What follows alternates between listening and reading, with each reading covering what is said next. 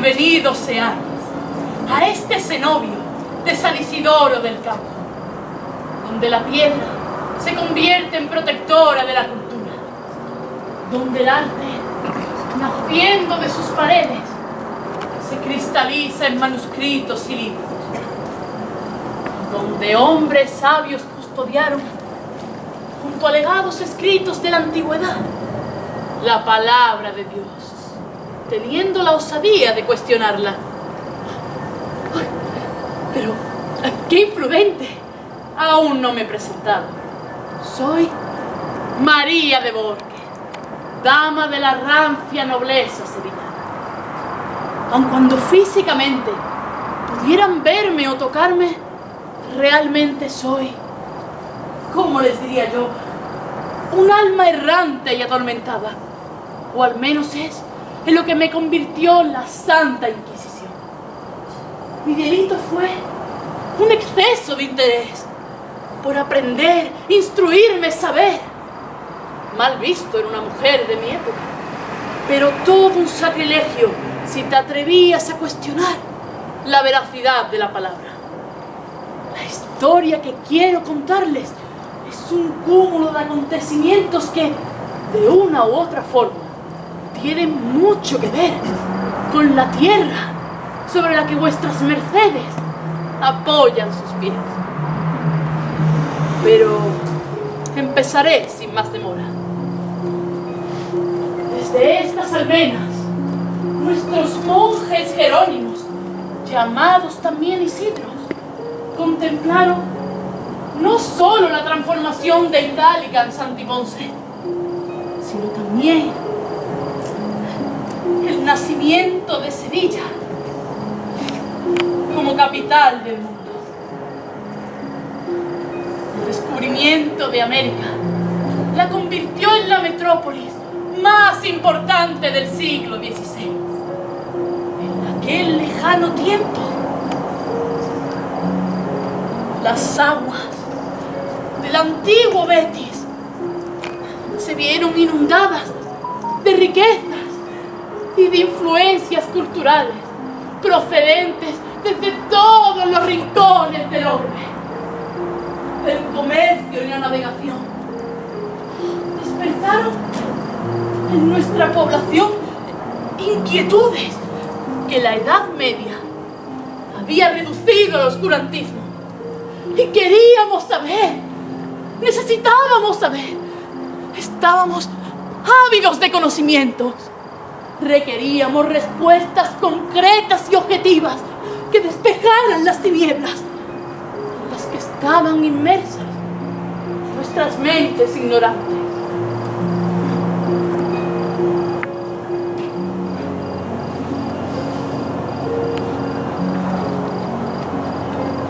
Durante siglos, el clero y la nobleza, poseedores del legado intelectual de las culturas grecorromanas, secuestraron y ocultaron todo el saber acumulado.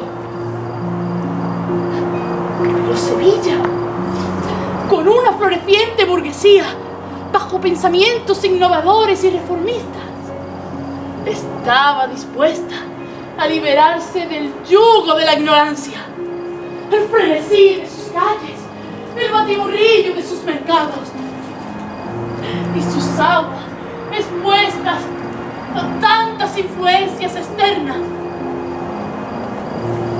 Contrastaba con la ciudad austera inquisidora que combatía las corrientes luteranas y calvinistas procedentes del norte y centro de Europa. Nuestra Sevilla, la ciudad de la luz, de la alegría, del olor a azahar, de la prosperidad, se convirtió a la vez en baluarte sombrío de la lucha contra la herejía.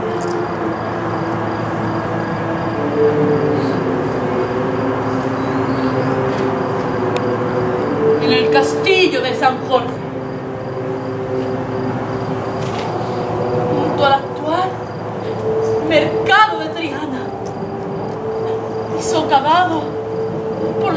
ciudad del río. Fuimos encarcelados, interrogados y obligados a confesar bajo tortura. Hombres y mujeres cuyo único delito fue pensar diferente, bajo el apelativo de herejes y ataviados con nuestros San Benitos y Corozas que estigmatizarían a nuestros familiares y descendientes.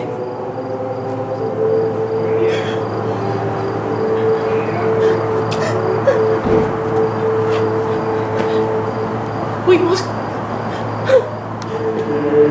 conducidos bajo insultos y desprecio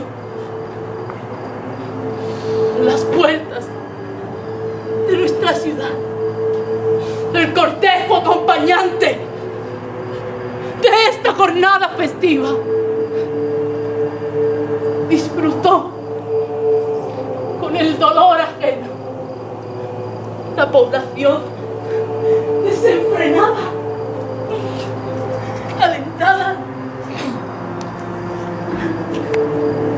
alentada por el martirio físico a los condenados,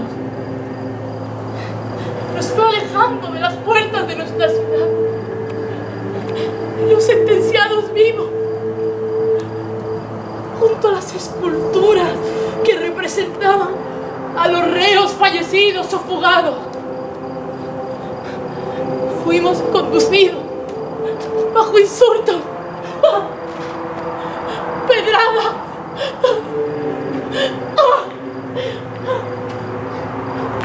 y flagelaciones.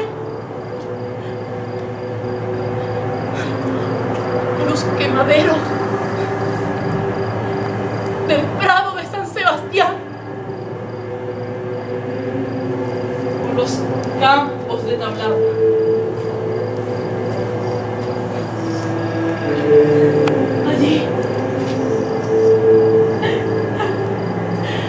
Allí fuimos ajusticiados bajo el garrote o la horca. Aquellos que mostraban cierto arrepentimiento, posteriormente quemados en la hoguera, junto a aquellos que no se retractaban de sus ideas.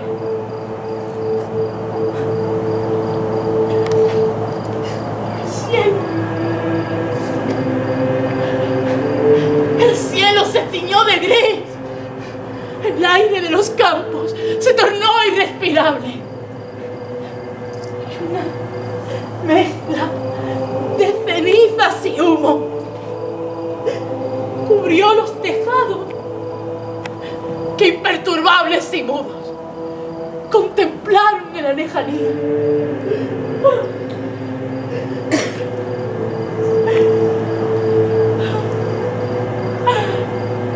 El crepitar de cuerpos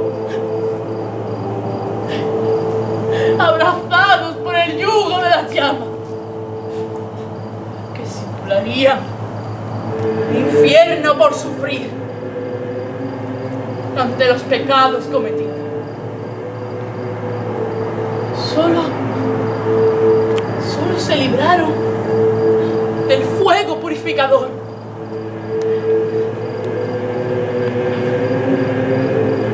Nuestros San Benitos y Corozas, que serían expuestos a perpetuidad en las iglesias de nuestras congregaciones o parroquias,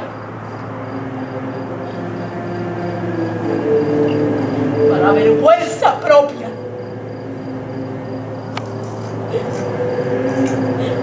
La de nuestros descendientes, que verían sus derechos como ciudadanos mermados por siempre lazos de sangre que los unían a nuestras personas.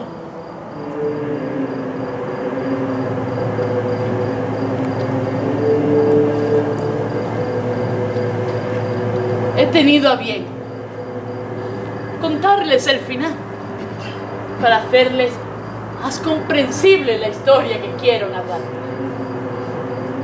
Y ahora, si son tan amables de acompañarme hacia el interior de este monasterio, manteniendo siempre el protocolo de seguridad y sentados en vuestros asientos, haremos un largo viaje por el tiempo.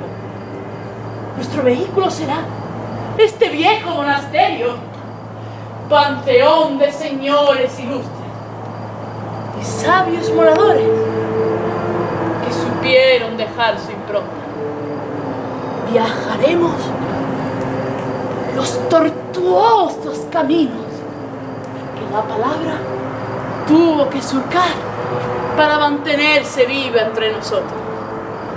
Y ahora, si son tan amables de acompañarme en esta aventura.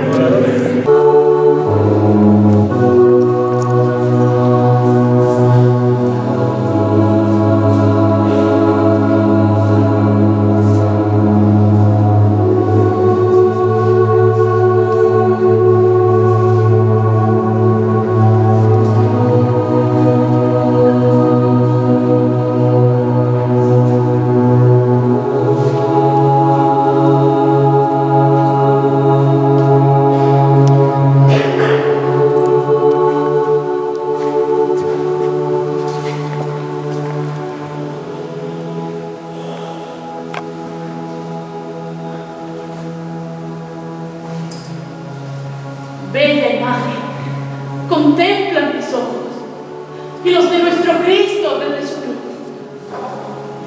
¿Quién sois? Vuestras vestiduras y vuestro rostro no me son familiar. Mi nombre es María. María. Sí, María. Él me encargó que os cuidara como si fuerais mi madre. Y así lo hicisteis durante muchos años allá por Éfeso. Mi dulce María. No temáis. No soy la madre de Jesús ataviada con otros paños. Soy otra María, procedente de lugares lejanos, difíciles de explicar y de comprender en el tiempo. ¿Qué os trae por aquí? Siempre me sentí atraída por la inspiración divina que os llevó a escribir la palabra de Dios. Solo plasmo su voluntad. No os levantéis, Juan. Me reconforta veros ahí sentado y en vuestra actitud de escribano. Os lo agradezco. Mi cuerpo está vencido por los años, pero mi mente me obliga a perpetuar su doctrina en esos dos escritos para que perdure con el tiempo. Pero sentaros, me inquieta veros de pie. Desde Moisés, el pueblo hebreo se preocupó por preservar oralmente todo el Antiguo Testamento. Era nuestra obligación. Fuimos el pueblo elegido para servir de puente entre Dios y su creación. Y el pueblo de Israel escribió su Tanaj y la Torá para perpetuar la palabra de Dios. Convirtiéndose así el Antiguo Testamento en sus sagradas escrituras y Moisés en su profeta. Pero renegando de Jesús y de su sacrificio por salvar al hombre, que nunca lo consideraron el Mesías. Jesús fue un revulsivo para el pueblo de Israel. Provocó una fractura en la creencia religiosa de aquella época. Gran parte del pueblo judío lo rechazó como profeta, pero otros aprendimos a creer en él. Sabíamos que era el Mesías que había venido para luchar por nuestra salvación. Y él supo elegir a aquellos que, pese a muchos contratiempos, lucharíais por mantener viva la palabra. Mi mano se dejó conducir por la pluma para que este inmenso amor a Dios trascendiera tras mi muerte. Podéis sentiros orgulloso, Juan. La visión del Apocalipsis que Dios os manifestó durante vuestra prisión en Patmos se convirtió en el último libro de la Biblia. ¿La Biblia? Sí, la Biblia. Biblia viene del griego biblos. Libros. Claro, Juan, exacto. La Biblia recoge los 73 libros o libros que durante más de 1400 años se fueron gestando para perpetuar el conocimiento que hemos de tener de la relación de Dios con el hombre. Me satisface saber que tanto esfuerzo y sacrificio se han recopilado en algo tan bello como un libro. 46 de esos libros corresponden al Antiguo Testamento. Y vos, Juan, junto a Mateos, Marcos y Lucas, tras la muerte de Jesús, completasteis las Sagradas Escrituras con otros 27 libros que conformarían el Nuevo Testamento, donde se recoge su vida, su misión en la tierra y su mensaje para la humanidad. Solo pusimos nuestra vida a su servicio para que Él expresara su voluntad con nuestras manos.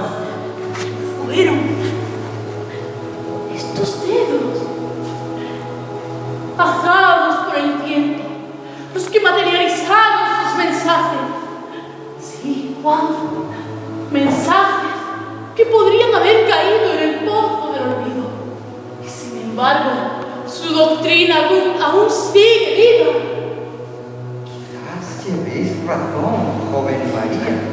Aunque debemos agradecer a Trajano que os permitiera continuar con vuestra labor el resto de vuestra vida. ¿Trajano? Sí, Marcus Ulpius Trajanus. Solo puedo tener buenas palabras para honrar tanto al Padre como al Hijo. Honor, integridad, respeto, inteligencia, otras muchas cualidades que supieron poner al servicio de Roma. Estos grandes hispanos dieron al mundo una lección de humildad y grandeza. Pues Juan, esos hispanos, como vos los llamáis, nacieron aquí. En Éfeso. No, estamos en Hispania.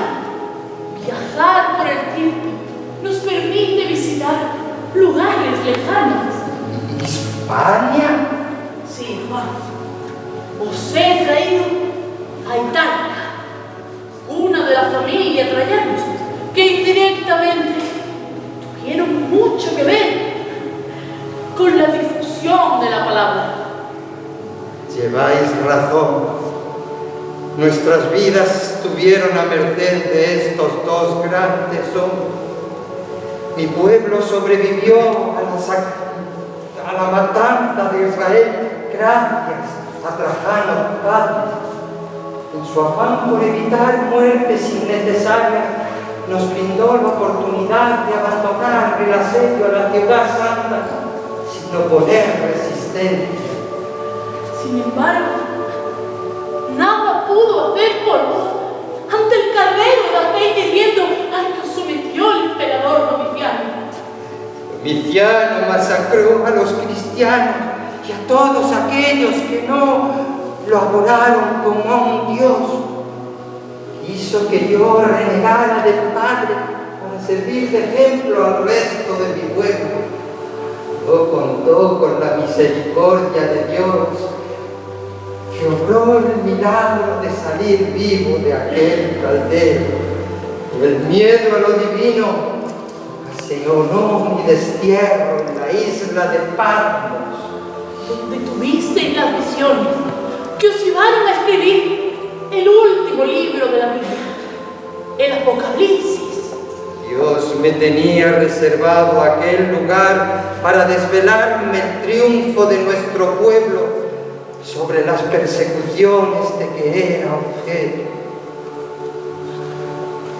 Fueron visiones tormentosas que debían darse a conocer para que los cristianos no perdiéramos la fe en Cristo, en el Padre y en nuestra Iglesia. Y luego llegó el gran emperador Trajano. Y con él cesaron las persecuciones. Aunque no compartía nuestra creencia en un solo Dios, fue benévolo conmigo. Me permitió salir de la cárcel y entregar a mi pueblo todos los manuscritos que había realizado durante mi larga existencia. Gracias a los dos, pude desarrollar mi labor evangelizadora durante tantos años. Juan, como vuestro nombre indica, seguid siendo fiel al Padre. He de dejaros y continuar con mi viaje alrededor de la palabra de Dios. Siempre me sentí ungida por el don de la curiosidad y hoy me siento feliz porque ella me ha traído junto a vos. No sé si sois real o una visión más de las que me envía el Padre, pero me encuentro satisfecho de saber que el fruto de mi trabajo tomará forma en La Biblia. la Biblia, hermosa palabra. Que Dios os conduzca en vuestro caminar y encontréis siempre senderos de paz, y os bendiga y os proteja por siempre. Bella María. Nunca olvidaré el privilegio de haber compartido con vos estos momentos. Dios os guarde, Juan.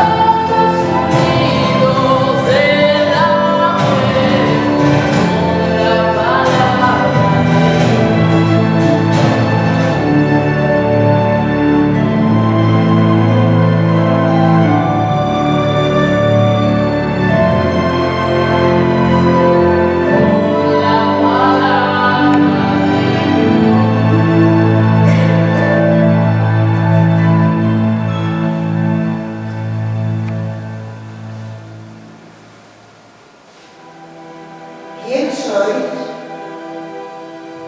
Este lugar, vuestra presencia. Dios. No os preocupéis. Estáis en un lugar sagrado, donde se os venera por vuestras vidas ascéticas, dedicadas a la purificación del espíritu, para sentirse más cerca de Dios. ¿Decís que somos venerados aquí? Sí, los tres habéis llegado a ser un gran referente para la iglesia cristiana. Pero vuestras vestiduras, este lugar, estas esculturas. ¿Cuántas preguntas por responder? Tiempo al tiempo. Tiempo al tiempo. ¿Por qué se usa esa expresión? Pues porque quizás resolver el enigma del tiempo haya de ser la primera cuestión que os deba aclarar. Pero ninguno de los presentes hemos hecho alusión al tiempo. Pero con vuestro permiso, yo os hablaré de él. Unos 12 siglos os separan de vuestras vidas, allá en la ciudad de Belén, de finales de la cuarta centuria. Os encontráis en los albores de 1550. Pretended decirnos que el miserable paso del tiempo ha transcurrido sin darnos cuenta casi 1200 años. ¿Acaso hemos resucitado? ¿O somos espíritus errantes? No, nada de eso. El azar o la fortuna nos ha hecho coincidir en este viejo monasterio, para cuyos monjes fuisteis un ejemplo de vida cristiana. Siempre fuisteis muy admirados por ellos, por vuestra entrega en la fe en Dios y por la gesta tan importante que supuso traducir la Biblia al latín. ¿La Biblia? ¿Traducir la Biblia? ¿Se referís a la Biblia Vulgata?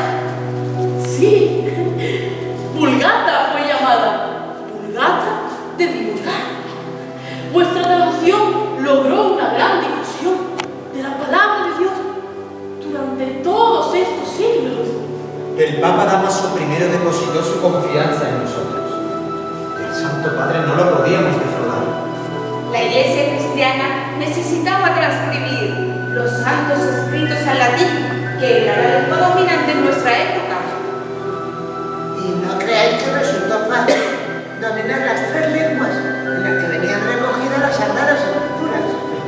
Para ello tuvimos que empezar emigrando a Tierra Santa.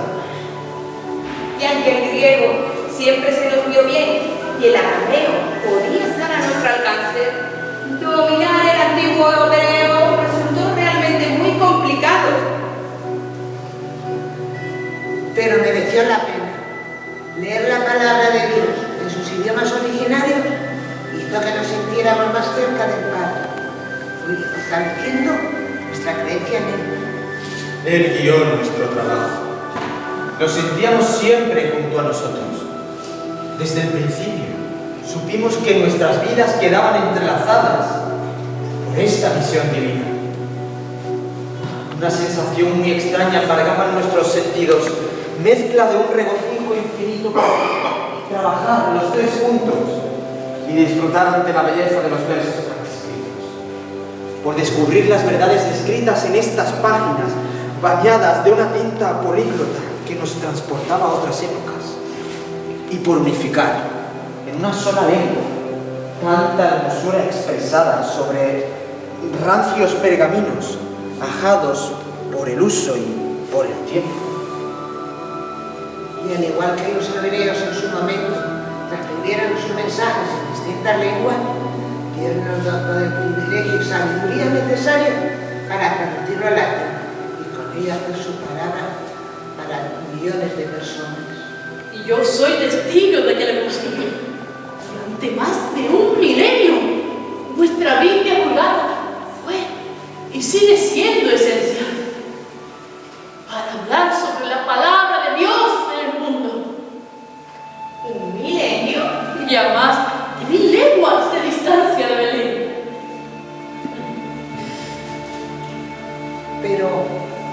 Pero este lugar...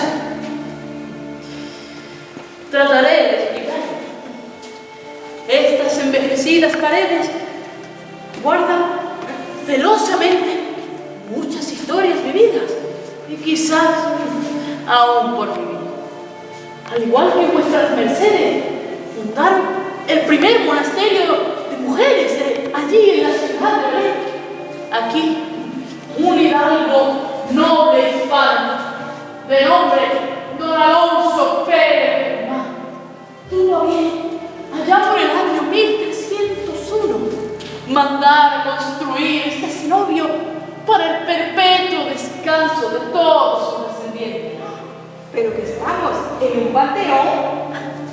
Sí, nos encontramos en un mausoleo para el perpetuo descanso de una familia ilustre, que aunque al principio fue custodiado por monjes cistercienses, corriendo allá el año 1431, don Enrique Pérez de Guzmán, quinto señor de Sanlúcar y segundo conde de Niebla, otorgó ese privilegio a los monjes jerónimos de Fray Lope de Olmedo.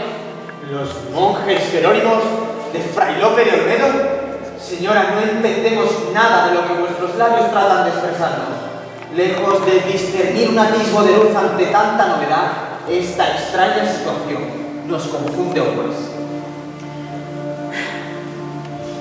Noto vuestra confusión, Jerónimo, y es una reacción normal ante una situación tan especial como esta, que nos ha hecho coincidir por unos instantes mágicos entre estos mundos, tan lejanos de nuestro espacio habitual como de la franja temporal donde se desarrollan nuestras vidas. Pero ¿quiénes son los monjes jerónimos y qué tienen que ver con nosotros? Atiendan bien vuestras mercedes, fieles seguidores de vuestra labor allá en los monasterios que fundasteis en Belén. Aprendieron que la mejor forma de servir a la humanidad era llevar una vida austera y contemplativa de oración, trabajo y estudio de las Sagradas Escrituras como camino para alcanzar una vinculación mística con Dios. Y en memoria a vuestro recuerdo, aquellos hombres y mujeres del siglo XVI fundaron otros tantos monasterios aquí, en España, adoptando vuestros modos de vida espiritual y pasándose a llamar monjes y monjas de la Orden de San Jerónimo y Santa Paula. Pero tanta trascendencia tuvo nuestra labor en el mundo cristiano. Pues sí, querido Eustoquio, precisamente este monasterio, dedicado a San Isidoro del Campo, es un claro ejemplo de vuestra herencia monacal. Fray Lope de Olmedo, con la autorización del Papa Martín V, fundó una nueva orden, la Congregación de la Observancia de San Jerónimo, que pretendía ser un reflejo de vuestras vidas respecto a la austeridad, la pobreza y el aislamiento, para sentirse más cerca de Dios. Jamás me hubiera imaginado que el devenir de los tiempos, lejos de erosionar nuestra labor, haya servido como fruto, como semilla que da su fruto tiempo después de haber sido sembrado aquí, en Belén. ¿Belén? No estamos en Belén. La mágica mano de la historia ha propiciado este encuentro en tierras de Sevilla la Vieja, más conocida durante el Imperio Romano como Italia.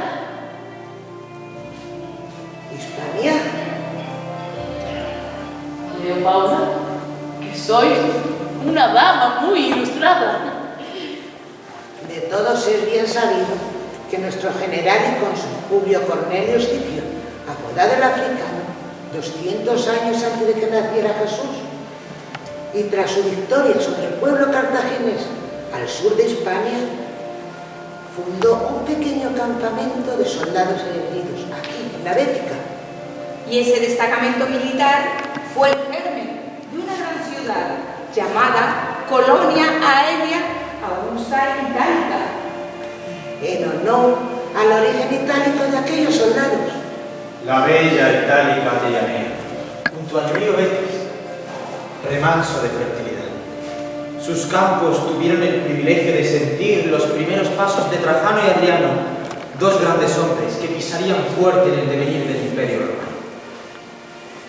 Itálica fue uno de los primeros emperadores no nacidos en Italia. Y esos hispanos llevaron al Imperio Romano a su máxima expansión geográfica, y el resplandor de aquella época se vio reflejado cultural y urbanísticamente en todos los pueblos conquistados por aquellas regiones. Pocas veces, y a lo largo de la historia, Roma viviría momentos tan gloriosos como los que les brindaron aquellos hispanos venidos de la Bética. Sí, pero ya que habláis de Itálica y de sus ascendientes, he de recordaros que uno de ellos, Cornelio de nombre y centurión de la segunda corte de Itálica, fue fundamental para la difusión de la palabra de Dios fuera del pueblo judío. Marcó un antes y un después entre la relación de los judíos, seguidores de Moisés, y los nuevos cristianos, seguidores de Jesús. ¿Cornelio? Sí, nació en Itálica, y mientras vivió destinado en Judea, tuvo una misión que lo llevó a buscar a Pedro. Y el apóstol, contraviniendo la ley judía que impedía predicar la nueva fe a personas ajenas al pueblo hebreo, bautizó a Cornelio. Y aquel gesto de acercamiento al prójimo provocó una ruptura con el judaísmo, que no veía con buenos ojos que se predicara entre personas que no seguían la ley de Moisés. Cornelio, aquel centurión de Italia, llegó a ser el primer obispo en la ciudad de Cesarea, allá en Judea. Y fue clave para que el cristianismo se extendiera del judaísmo y comenzara a navegar por el mundo proclamando la palabra de Dios a todos aquellos que sentían su llamada y la necesidad de creer en él. Pero qué maravillosas historias nos habéis hecho llegar. Ha sido un placer dejarnos llevar como hojas impulsadas por el viento a esta época. La 16ª centuria del nacimiento de Jesucristo. Un buen salto en la distancia y en el tiempo, en el que hemos podido comprobar que nuestra dedicación al Padre Y nuestro esfuerzo por preservar su palabra no cae en un pozo vacío, donde la tierra sepulta cualquier atisbo de vida. Senciosa y luminosa de vuestro tiempo, María, si el ser humano ha sido capaz de construir edificios tan recios como estos en el que hoy nos encontramos y decorarlos con imágenes tan bellas dedicadas a la santidad y al mensaje divino, eso es porque aún continúa viva la palabra de nuestro Señor.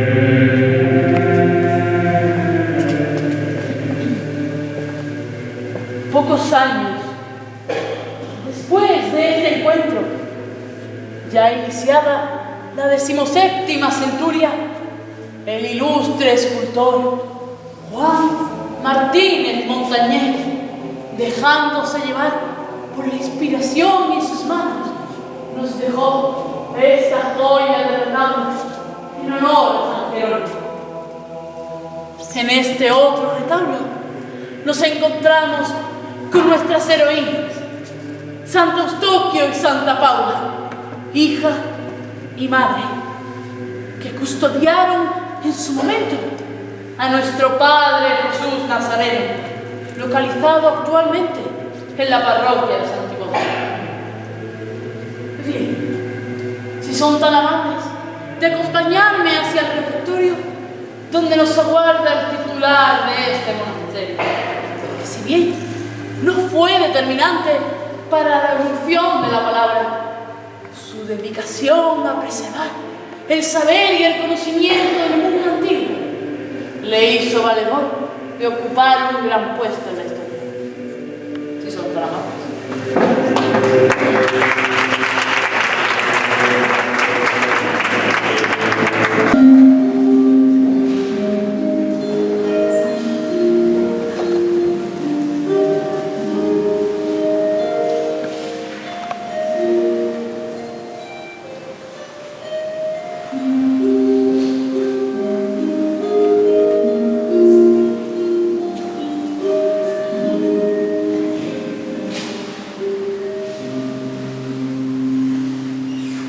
El silencio íntimo, la serenidad paciente de quien siendo tan madre nos deleita con su imagen lectora, nos evoca esos momentos en los que solo los libros consiguen desconectarnos del presente, mirando el transcurrir inexorable del tiempo. Pero mírenlo, absorto en su lectura. Este refectorio que recoge en grandes lienzos momentos singulares de su vida es su lugar.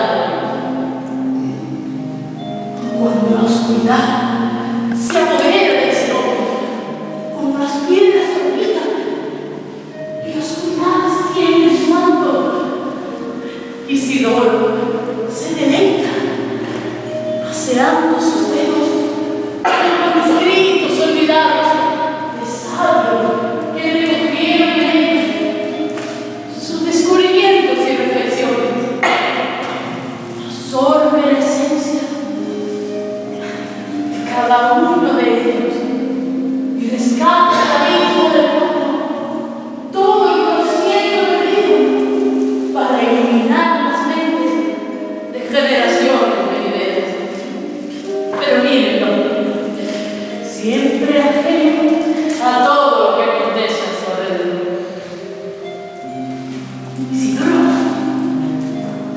Isidoro. ¿Qué? ¿Es a mí?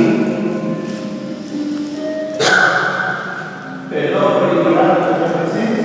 Mi mente se deja llevar por la lectura y ¿acaso reclamabas mi atención, Señor? Tendrías, por unos instantes, la delicadeza de apartar nuestra visión de sus escritos y atender a estas damas y caballeros que han venido a saber de vos. Mi falta de cortesía. Disculpe mi insolencia. No les oí llegar. La ausencia de luz del atardecer y mi mala visión me obliga a concentrarme aún más en mis lecturas y Siempre navegando, desplegando velas para alcanzar puertos donde adquirir nuevos conocimientos. ¿Qué os mantiene en estos momentos tan abstraídos y dolorosos? Quizás algún material inédito para añadir a vuestras etimologías. sois conocedor del trabajo. ¿Y quién no?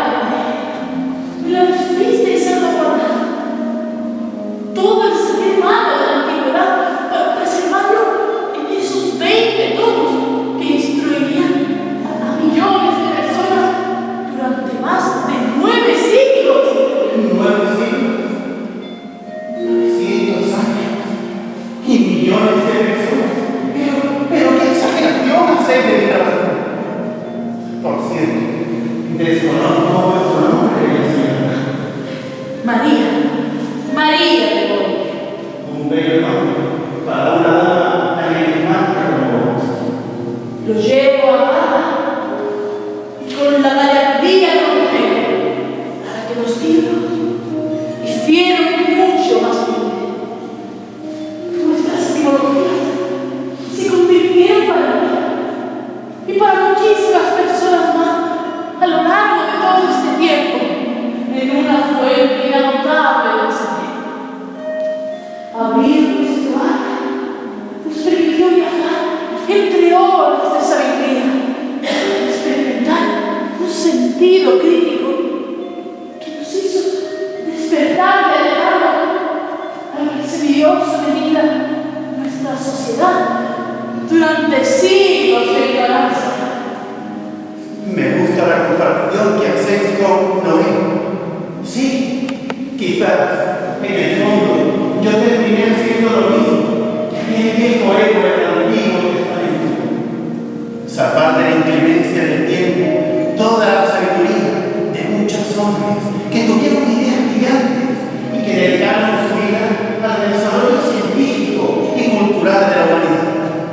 Consideré un deber ético y moral recopilar toda esa sabiduría que permanecía perdida o olvidada en múltiples rincones de bibliotecas abandonadas.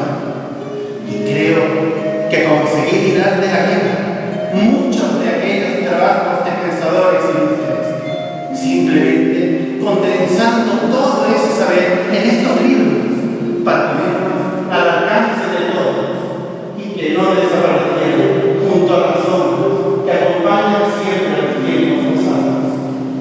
Yo soy testigo de que lo conseguiste.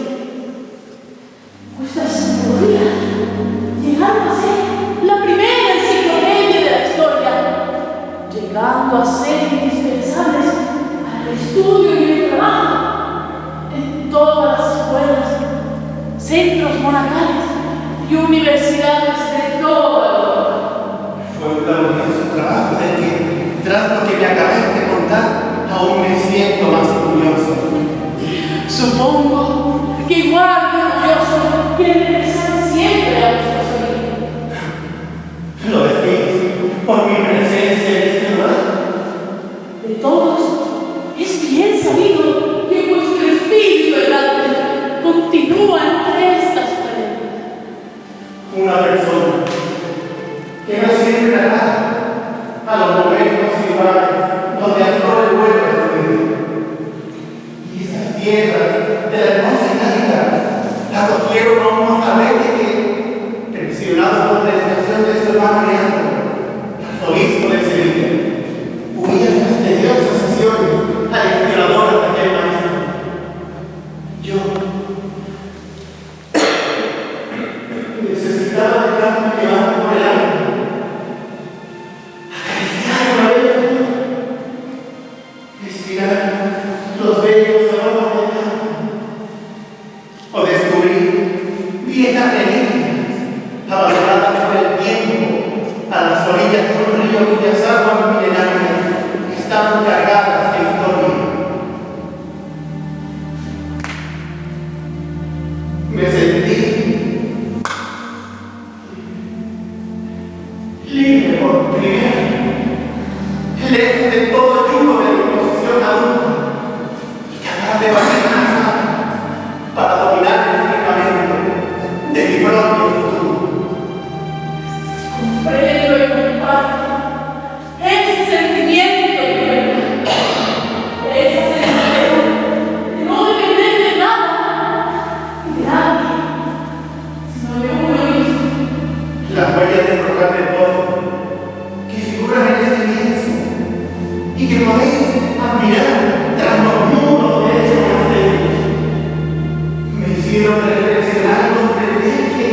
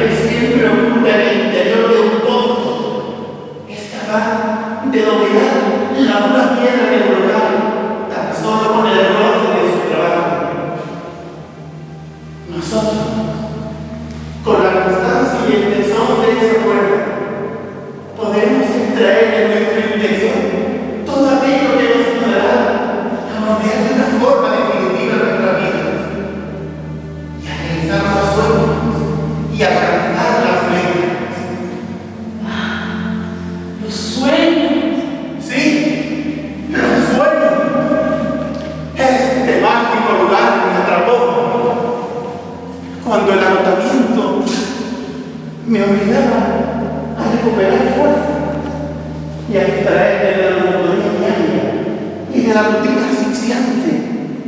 Mi mente siempre regresaba a mi Sevilla. Mis recuerdos sobrevolaron aquella nostálgica sensación que tan solo este lugar podía ofrecerme.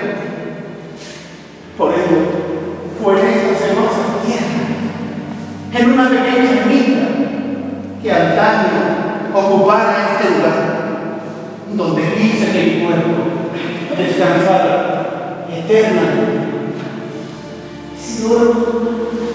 Pero los fatales de la historia son extraños y enigmáticos.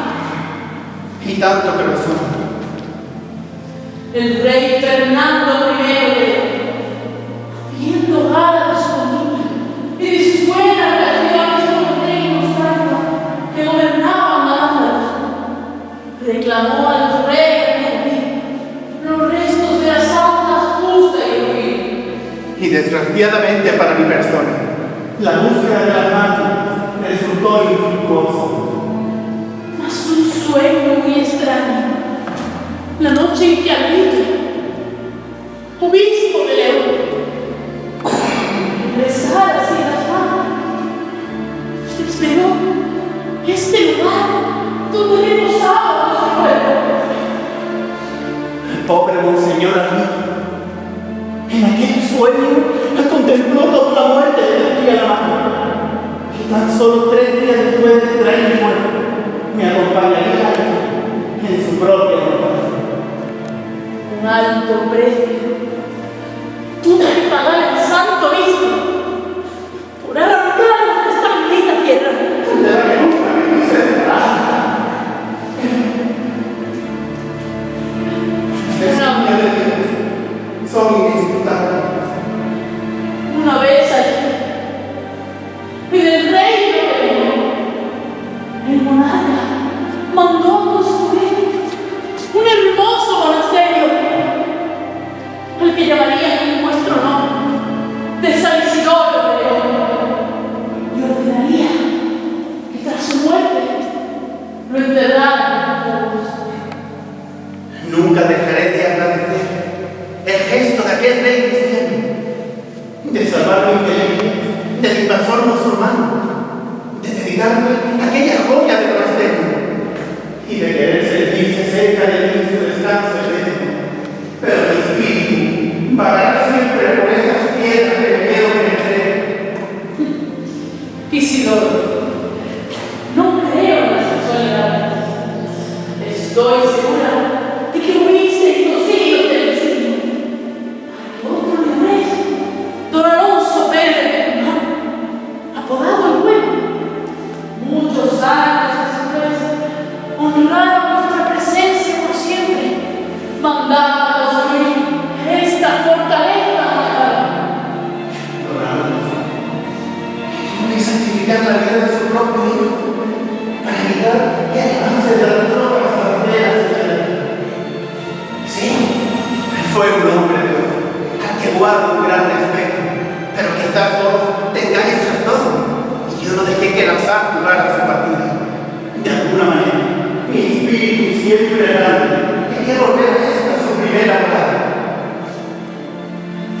Y usted, hombre, mandó a construir en el lugar de donde fueron arrebatados nuestros restos mortales un mausoleo para el perpetuo descanso de su imagen.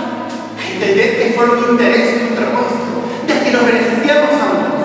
Un monasterio donde descansar su descendencia, un lugar santificado donde sentir mi espíritu en libertad. También fue un interés contrapuesto, lo que hizo que don Enrique Pérez de Guzmán sustituyera la congregación cisterciense por la de los Jerónimos del Hombre de Alberto. No, en eso nada pude ver. Tampoco la necesidad de aquellos hombres de expresarse libremente y cuestionar la veracidad de la palabra promulgada por la Iglesia de Roma. Mucho tardar en reaccionar. De cuando en cuando hay que hacer reformas en el seno de la Iglesia. Los textos bíblicos en sí mismos son difíciles de interpretar, incluso por aquellos que tienen la necesidad de leer. Muchos autores, diversos simbolismos. En mi caso, ante la dificultad de poder transmitir la palabra a mis discípulos, me vi obligado a escribir el libro de los sueños. No me puedo creer que también tengáis conocimiento del Señor. Me ayudó mucho a aprender las sagradas escrituras, la introducción que hiciste de cada uno de los libros de la Biblia me facilitó su lectura y me ayudó a captar los mensajes que Dios nos envía a través de la palabra escrita por sus elegidos. Y ustedes dan la razón. Nuestra misión también es la de llevar la palabra al pueblo para que mantuvieran viva su fe. Por eso escribí esta guía orientativa. Pero comprendo que con el transcurrir de los siglos y en latín en desuso, era obligada una traducción de la Biblia a las lenguas vigentes en nuestra época. Efectivamente, en 1550 eran pocos los que tenían acceso a la palabra de Dios. Desgraciadamente, en vuestro siglo XVI, sí.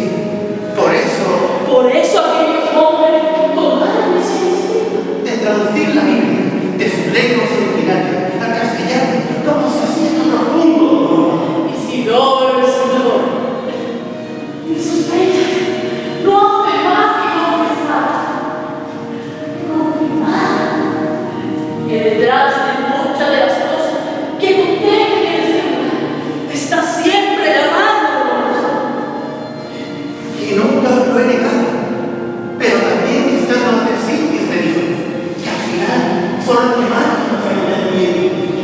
Y aquella orden de monjes jerónimos estaba predestinada, como también lo estuvieron en su tiempo San Jerónimo, Santa Laura, Santa Eustaquio, que la palabra de Dios fuera accesible al pueblo.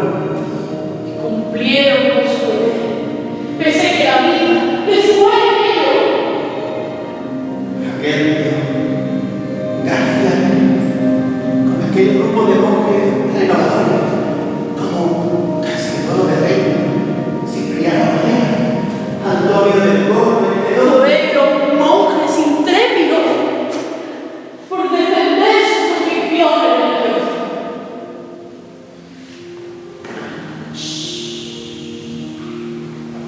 y no lo dudo, joven señora, pero desde esta posición privilegiada, pude observar cómo, en el silencio del Señor, ocultos a las miradas de la Inquisición y dejándose llevar por esas ideas reformistas que llegaban de Europa, aquellos monjes abandonaron algunos de los ritos básicos de nuestra Iglesia Católica, como por ejemplo el ayuno o el culto a las imágenes. Y eso no se podía. Pero hoy la osadía de retar a la Santa Iglesia Católica, Apostólica y Romana, haciéndole llegar a los españoles la primera Biblia castellana desde su exilio en Europa. Todo un derroche de libertad de expresión por los derechos humanos, con la que me identifico totalmente. Pero eso será otra historia que contaremos en próximos capítulos. Ha sido todo un placer que me hayáis robado estos minutos de soledad para descubrir que la ilustración no es exclusiva del género masculino. Para mí ha sido todo un honor estar en un doctor de la Iglesia Católica. Os dejo ensimismado en nuestra lectura, pero quiero que sepáis que os llevaré siempre en mi corazón, porque mucho de lo que aprendí os lo deberé siempre.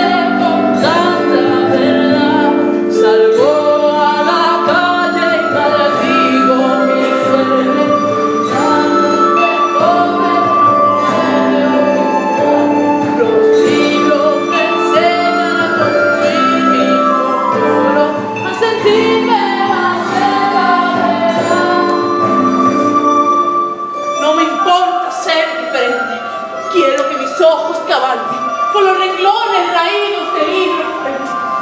Quiero que mi mente, mi alma, se inunden de conocimientos, en que el saber de los libros sea mi propio saber.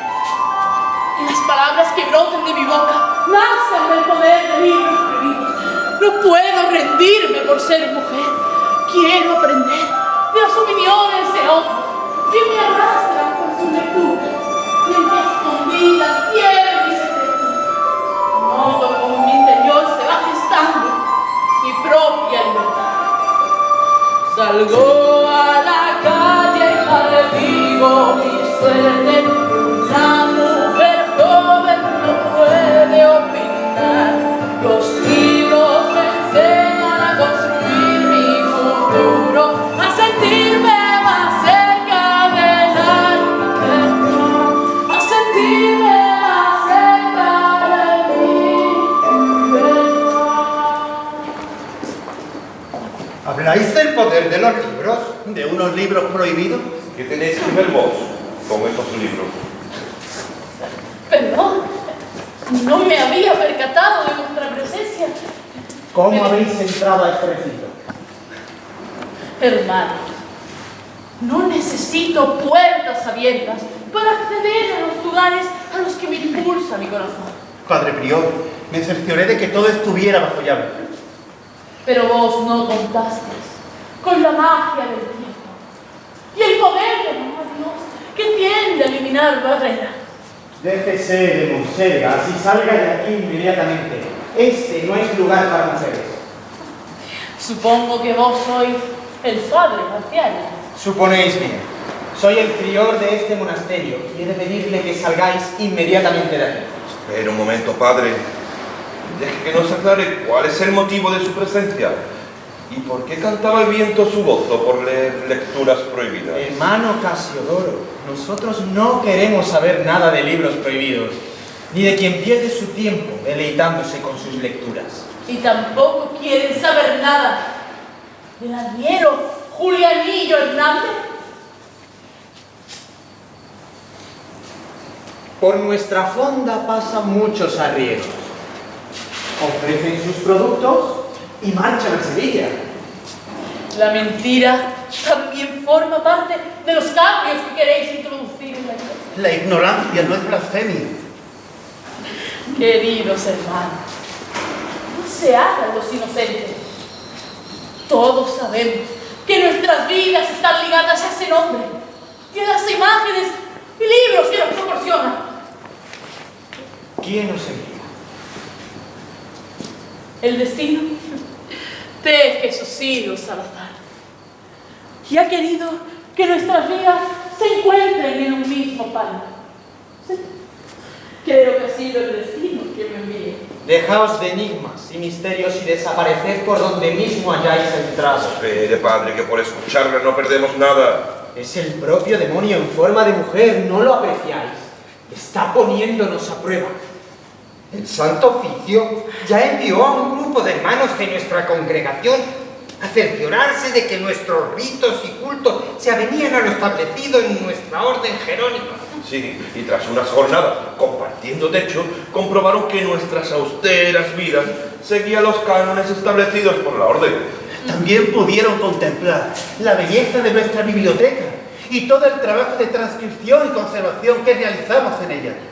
Y ahora me diréis que vuestros rezos y misas, que vuestra adoración a las santas imágenes y la celebración de los actos sacramentos seguían estrictamente el rigor de una congregación dedicada al contacto permanente con el Santísimo. ¿No es así lo que debo terminar de escuchar? Queridos hermanos, la astucia del pecador disfraza la fechoría. ¿Qué insinúas? Nada. Sabéis muy bien de lo que hablo. No pretendo que confeséis vuestra culpa. Entonces, ¿a qué viene tanta intriga? He venido a advertiros. ¿Advertirnos? ¿De qué o de quién? Hermanos, no podemos atender a esta dama. Hemos de reunirnos, como todos los días, en el coro, para realizar los últimos cantos y oraciones del día. Esperadme allí, que yo me debo sentar unos minutos. si es tan amable, puede alojarse en la fonda del monasterio. Sería muy peligroso para una mujer sola viajar a Sevilla durante la noche. Si nos disculpa.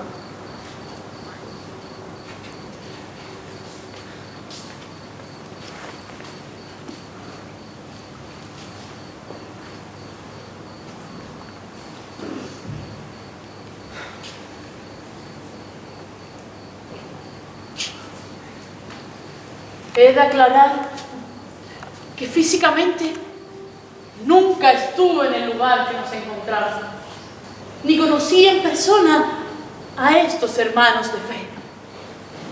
Pero he de reconocer que siempre supe de sus ideas reformistas, al igual que ellos conocían la existencia de un núcleo protestante entre la nobleza sevillana del siglo XVI.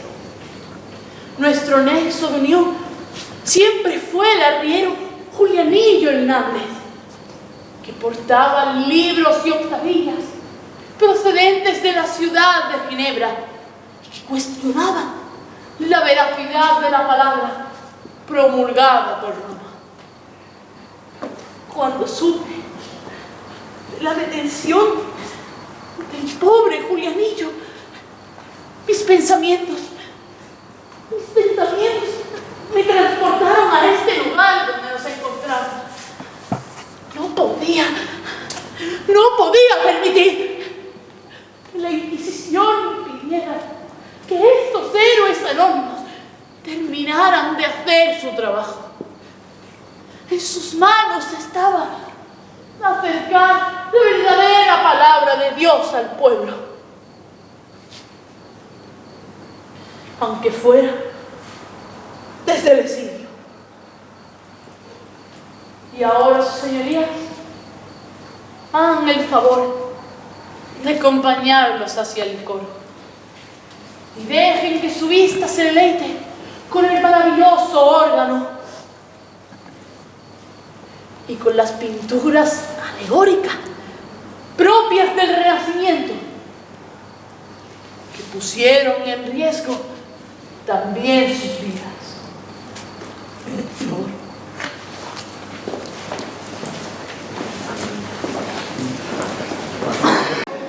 Padre prior, nos han descubierto. Calma. Os lo dije. Os dije que esas pinturas de la sala capitular nos iban a poner en evidencia y nos iban a dejar bajo el punto de mira del Santo Oficio. Yo no creo que hayan sido esas pinturas. Claro que no, padre. ¿Qué malo tiene adornar fragmentos de la vida de San Jerónimo en la sala capitular con elementos florales, paisajes o animales de la creación? ¿Y sirenas saladas? ¿O seres mitológicos propios del mundo pagano? Pero os parece poco atrevimiento conjugar la vida de un santo con banalidades politeístas propias del mundo pagano. Quizás hayamos pecado de ingenuidad. Quizás no. Nos hemos excedido en nuestras expresiones artísticas. Mira, podemos dejar de adorar. Podemos esconder imágenes de santos que no idolatramos. Prescindir de misas innecesarias y obviar sacramentos de la Iglesia. Podemos incluso traducir la palabra de Dios evitando interpretaciones subjetivas. Podemos hacer todo aquello que queramos para evitar de las miradas y las opiniones de otros. Incluso podemos convencer a nuestros hermanos de rebaño para que no nos delaten. Pero aquella combinación de luz y color que nos evocan al paraíso, no, en la sala capitular, no, es imposible que permanezcan ajenos al visitante. Son propias de los nuevos tiempos. El renacimiento de las artes clásicas ha sido adoptado por la burguesía. Mal que le pese al Santo Oficio, padre. Sí, pero nuestra Iglesia sigue anclada en el oscurantismo de los siglos pasados. Y querrá seguir así mucho más tiempo, porque la ignorancia hace dócil al pueblo y así mucho más manejable a su antojo. No lo estaréis diciendo precisamente por nosotros. Por supuesto que no, hermano Cipriano, pero es una corriente reformista que, de verdad, nosotros no puedo. Te refieres a la traducción de la Biblia, lo sé, pues os digo algo importante. Lutero ha sido capaz ya de traducirla al alemán y con ayuda de Calvino han sido capaces de enfrentarse a Roma. Sí, estáis en lo cierto, hermano Antonio, pero es que es eso, se ha creado una corriente reformista que persigue, encarcela y mata. No opinan como ellos, que les diferencian de nuestro santo oficio. Igualmente son inquisidores que practican los mismos métodos de sometimiento contrarios a las ideas que ellos practican. Esas palabras tampoco son la doctrina de Dios, o al menos el sentido de tolerancia que deben tener. Cipriano, sea como sea, se nos avecina una grave tormenta de la que difícilmente saldremos ilesos. Yo no creo que hayan sido esas pinturas de la sala capitular, del claustro, las que hayan provocado tanto interés hacia nosotros. Conozco al hermano Pérez Osorio y sé que le restará importancia a los superiores. ¿Sospecháis de algunos de nuestros hermanos? La mayor parte de ellos desde hace tiempo comparten nuestras ideas reformistas. Sí, claro, hermano, pero aceptar no es compartir. Es cierto que respetan los cambios en los ritos y modos de vida, aunque no los ven con buenos ojos, pero los respetan. Sí, pero yo tampoco me fiaría de alguno de ellos. Hermano, por Dios. No sé. Aquel pobre jorobado. Porque nuestras mentes pudieron descubrir nuevos mundos, conocer opiniones distintas. Aquel pobre arriero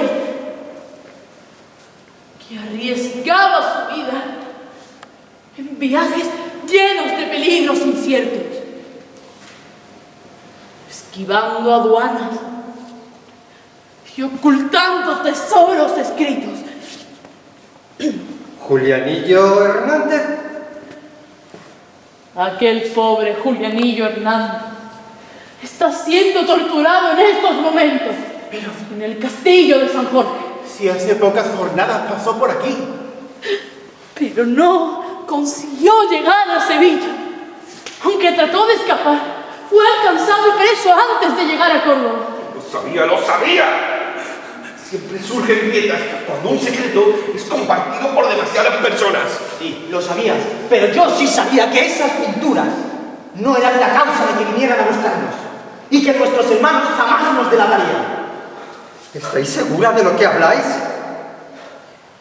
En estos momentos, vuestros nombres y el mío propio están siendo escritos con la sangre de ese pobre arriero, cuya lengua no pudo soportar los tormentos a los que fue sometido su pequeño cuerpo. Entonces, padre, ¿cómo debemos actuar? Tenemos que huir. Nos atraparían. Da igual. Tenemos que intentarlo. Debemos empezar quemando y destruyendo todas las pruebas que nos comprometen y pintando de blanco. ¡Por favor! ¡Cálmense! Pongamos en orden nuestras ideas. Lo que debemos hacer es poner tierra de por medio. ¿Y destruir el esfuerzo de estos últimos años? ¿Retroceder a la ignorancia cuando estamos en posesión de la verdad? No. Ahora lo veo claro. Mis temores despejan mis dudas. Seremos mártires por nuestras creencias, como aquellos primeros cristianos, aunque seamos ajusticiados por aquellos que llevan a cabo profesar la palabra de Dios. Sí, quizás algún día. No, yo no pienso ser mártir de nadie, y mucho, y menos, de nuestra propia iglesia. Pues yo no pienso dejar que nada ni nadie aplique el fuego del infierno sobre todo aquello que llevo traducido de la Biblia. Dios me encomendó una misión y yo no pienso dejarla inconclusa. Está bien.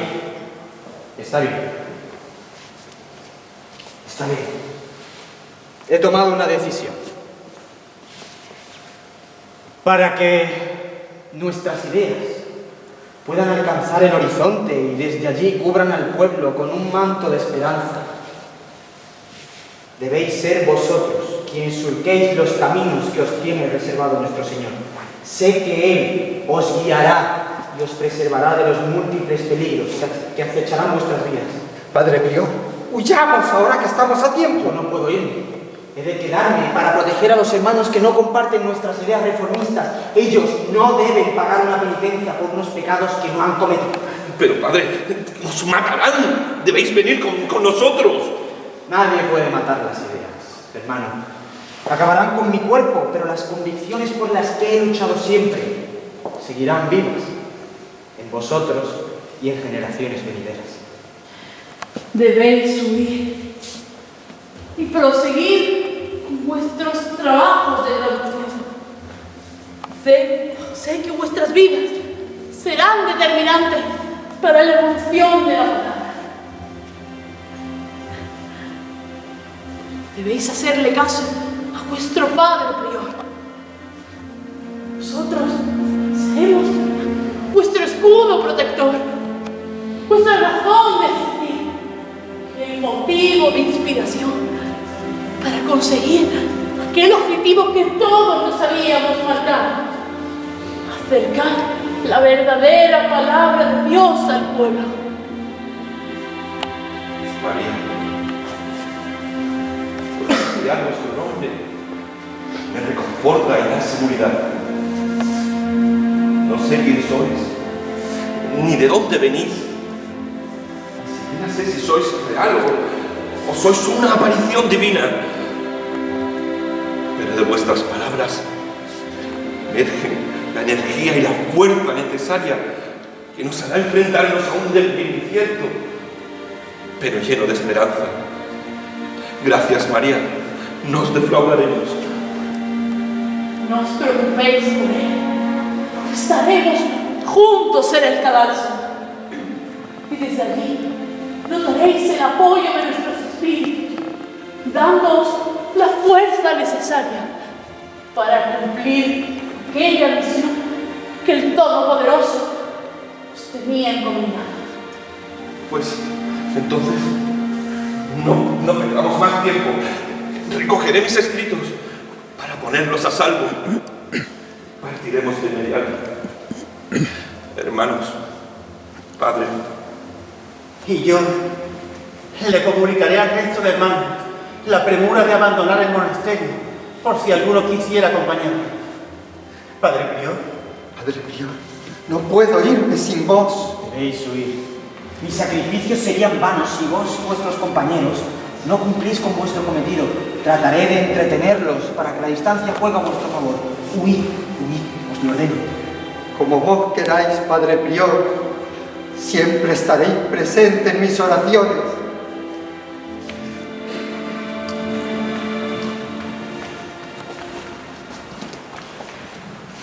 Y vosotros en mis pensamientos. Que Dios os guíe y os salvaguarde en vuestras vidas dedicadas al bien de todas las personas. Quizás nunca lleguéis a ser santos, pero para mí sois héroes. Id con Dios, hermanos.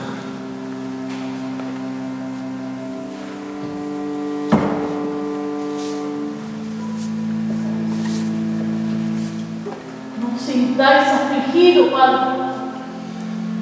Son la semilla de la esperanza en Dios y habéis sido vos el labriego que la ha sembrado. Mi pesar por su partida se verá recompensada por la alegría de saber que esa semilla tendrá su fruto, y seremos tantos los que comeremos de él, que me reconforta mi muerte, porque será un triunfo ante aquellos que no son capaces de ver más allá, porque les ciega la avaricia y el poder terrenal. Hemos de emprender nuestro camino, Padre. Pongámonos nuestros amenitos con el orgullo de seguir fieles a nuestros principios. Pongámoslo, pues.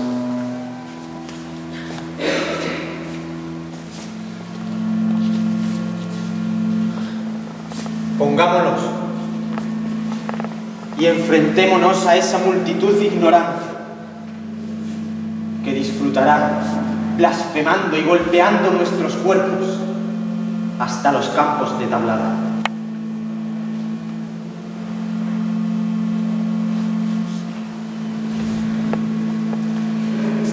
estos San Benitos colgarán de las iglesias de alguna de nuestras poblaciones, que marcarán a nuestros familiares y descendientes. Servirán de escarmiento para que se atrevan a retar a la Santa Iglesia Católica, Apostólica y Romana. Pero estos San Benitos serán también el testigo vivo de personas que, como nosotros, sacrificaron sus vidas por unos ideales basados en la auténtica palabra de Dios. Esa es la razón que me da fuerza para morir defendiendo mis principios. He sido un hombre temeroso toda mi vida, pero ahora, cuando veo ante mí el final de mis días, más noto la presencia de un nuevo amanecer.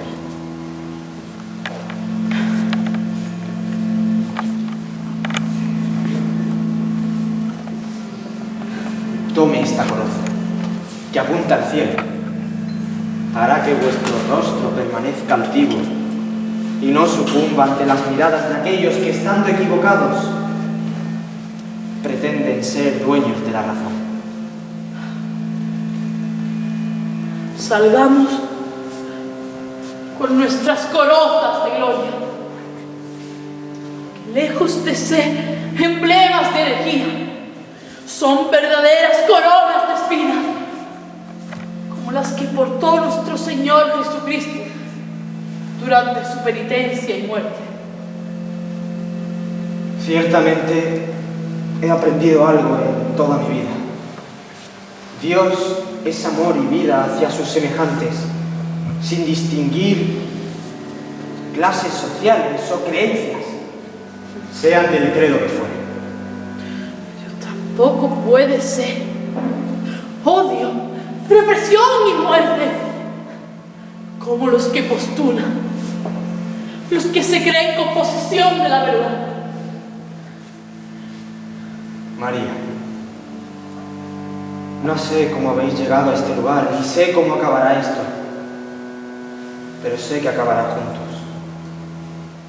Crucemos esa puerta que nos separa del paraíso y alcancemos la gloria de nuestra propia libertad.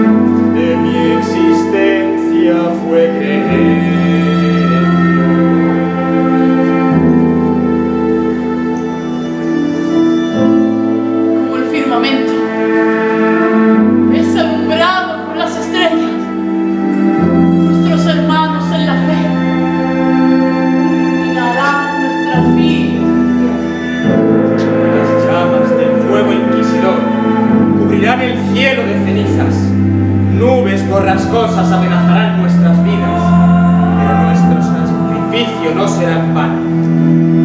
Nuestras voces alcanzarán las conciencias de los demás.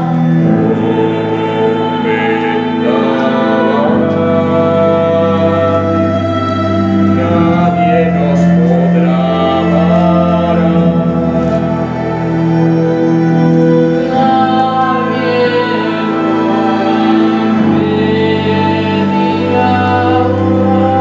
Porque estaremos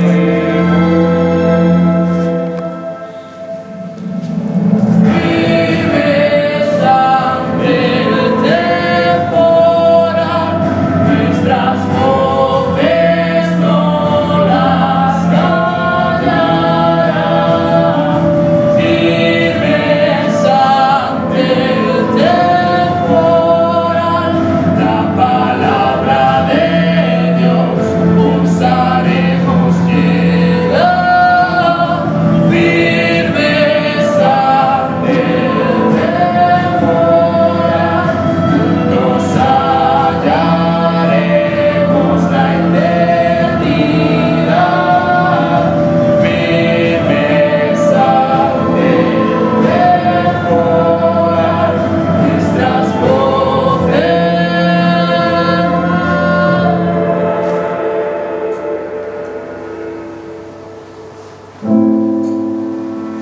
Nuestras voces nos permitirán descubrir la verdadera palabra de Dios. Nuestros hermanos, en su exilio, terminarán el trabajo que iniciamos aquí, y la Biblia podrá estar siempre al alcance de todos.